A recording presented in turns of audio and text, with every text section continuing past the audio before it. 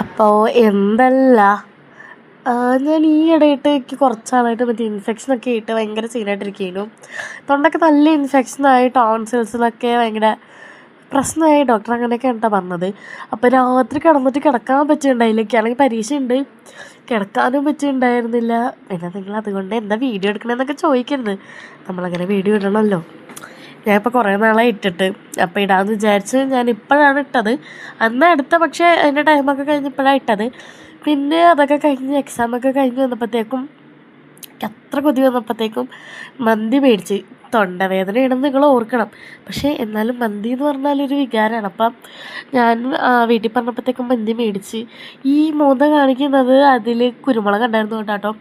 മയണൈസോ സൽസയും കൂടി ഞാൻ കഴിച്ച് അയ്യോ ഭയങ്കര ടേസ്റ്റായിരുന്നു, ഭയങ്കര കംഫർട്ടിങ് ആയിരുന്നു. പിന്നെ ട്യൂഷന് പോയി.